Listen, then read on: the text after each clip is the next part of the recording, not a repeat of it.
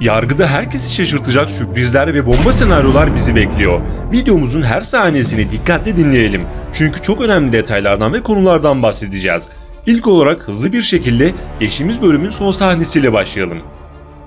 İclal savcı, Ceylin'in dernekle olan bağlantısını ve hangi suça bulaştığını ararken Ceylin yerine Yekta'yı köşeye sıkıştırdı. Çünkü Yekta, Ceylin'le ilgili geçmişe ait bilgilerin yazılı olduğu kağıdı yedi ve yok etti.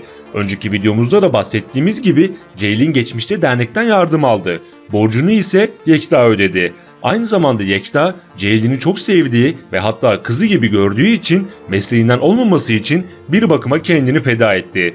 Üstelik bunu yaparken yargının eski oyuncularından biriyle işbirliği yaptı. Bu kişi ise Rafet Amir. Eski bölümlerde birkaç kez Yekta ve Rafet'in işbirliği yaptığına şahit olmuştuk. Bu ikili yine iş başında ve böylece Rafet Amir yeniden diziye katılmış oldu. Bu konuda sürpriz senaryolar izleyeceğiz. Diğer yandan İclal savcı sürekli olarak sahte avukat dediği Yekta'yı hiç sevmiyor ve ona karşı içinde bir kin var.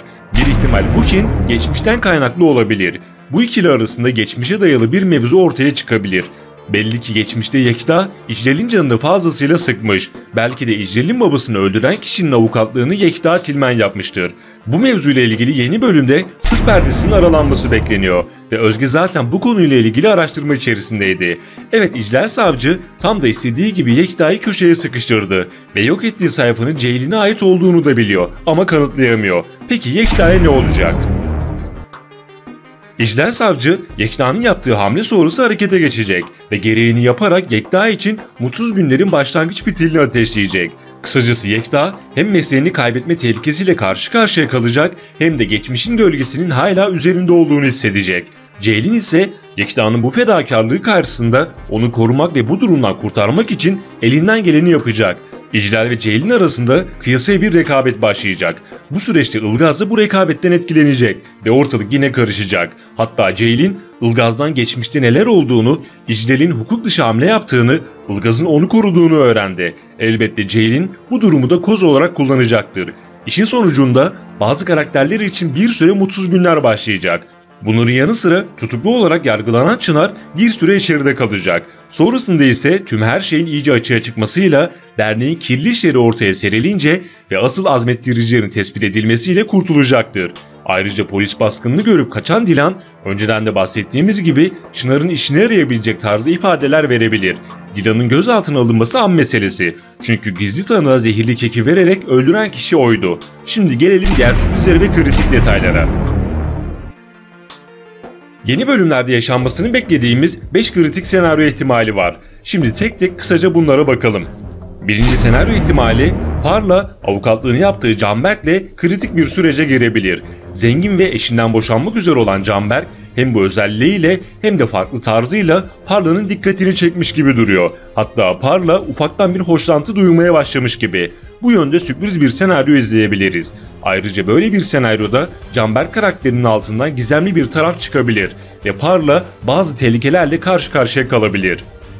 İkinci senaryo ihtimali, Parla'nın yeni ev arkadaşı ilerleyen süreçte Parla'nın başını derde sokabilir. Farklı bir imajla dikkatleri çeken yeni karakterimiz sıkıntılı işlerle uğraşıyor olabilir. Üçüncü senaryo ihtimali, Parla Efe'yi hırsızlık yaparken gördü ve bir hayli şaşırdı. Efe'nin kleptomani yani çalma hastalığından Tuğçe'nin de haberi yok. Parla bu durumdan Tuğçe'ye bahsedebilir ve Efe ile Tuğçe arasındaki ilişki iyi gidiyorken farklı bir döneme giriş yapabilirler. Dördüncü senaryo ihtimali, Zümrüt'ün Osman'a kumpas kurduğundan önceki videolarımızda bahsetmiştik. Bundan neredeyse eminiz. Son bölümde ise Osman Zümrüt'ün kapısına geldiğinde Zümrüt bir anda içeride biri varmışçasına panikleyerek içeri baktı. İşte tam bu noktada akıllara birkaç video öncesi bahsettiğimiz teori geliyor. Buna göre Zümrüt aslında zengin değil, o evin bir çalışanı olabilir. Belki de içeride evin gerçek sahipleri vardır ve Zümrüt bu nedenle paniklemiştir. Osman'ı tamamen tuzağına çekene kadar bu oyuna devam edecektir. Beşinci ve son senaryo ihtimalimiz ise şu. Laçin, Yekta'nın yapımcıyı ağırladığını ve ondan habersiz hamleler yaptığını öğrendi ve bu duruma bozuldu.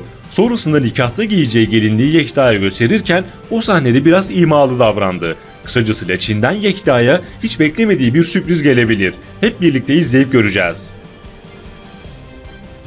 Yeni videolar gelmeye devam edecek. Videoyu beğenerek ve kanala abone olarak bize destek olabilirsiniz. Bir sonraki videomuzda görüşmek üzere. Hoşça kalın.